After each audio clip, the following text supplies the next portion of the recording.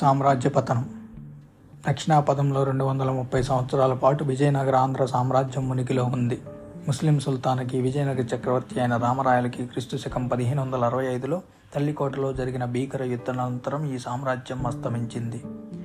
రామరాయలు అహ్మద్నగర్, బీజాపూర్ సుల్తానులపై నిరంతరం యుద్ధం చేసి వారిలో వారికి తంపులు పెట్టి కలహాలు పెంచి వారిని అవమానించి మహమ్మదీయుల్ని నానాహింసలు పాల్చేశాడు.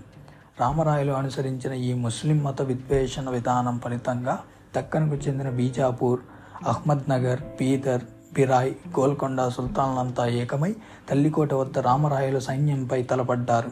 ఈ యుద్ధంలో విజయనగర సైన్యం అతి ఘోరంగా ఓడిపోగా రామరాయలు రణరంగంలోనే మరణించారు. ముస్లిం సేనలు 3 నెలల వరకు విజయనగరాన్ని కొల్లగొట్టాయి. దీనితో ఈ సామ్రాజ్యం పతనమైంది. ముసల్మాన్ల విజృంభణకి కారణాలు.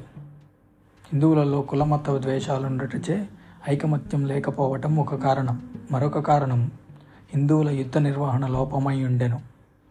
మధ్యయుగాల చరిత్రకు చెందిన అన్ని దశల్లోనూ ఈ కారణాలు స్పష్టంగా మనకు కనిపిస్తాయి. అంతేకాదు, కాకతీయ, విజయనగర సామ్రాజ్యాల పతనానికి సైతం ఈ కులమత ద్వేషాలు ప్రధాన కారణంగా రూపుదాల్చాయి.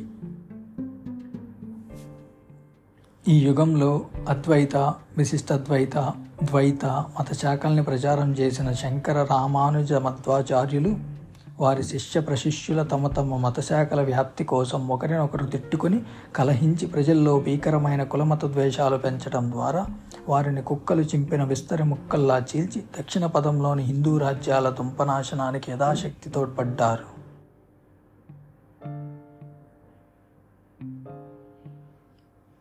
బానిసల మూల్గులపై, శ్రమజీవుల దారిద్ర్యంపై, శూద్రపంచముల వెట్టిపై, భుజాలపై కాయలు కాసిన బోయిల ఊడిగంపై, కత్తుల బోనుల్లాంటి రాణివాసాల్లో బతికిన లక్షలాది దాసీల గులాంగిరిపై, అనాథ కన్యపడుచుల అహకారాలపై, నిష్ఠదరిద్రుల పస్తులపై, పడుపుగత్తెల శిస్తులపై, కిరాయికొచ్చే శూద్ర సైనికుల స్థాయి సైన్యాలపై, లింగబశవి, గరుడబశవి, వేశ్యల, బ్రాహ్మణ విధవల పచ్చి వ్యభిచారంపై, కేన్సర్లా వ్యాపించి బరితెగించిన జారత్వంపై, తరతరాల మౌఢ్యంపై, కులమత ద్వేషాలపై, పాలక పురోహిత వర్గాల భోగలాలసత్వంపై, ప్రాంతీయ పాలకాండ్ర కిరాతక నిరంకుశత్వంపై నిలిచిన ఒక మహా సామ్రాజ్యం కుళ్ళి తుల్లిపోయింది.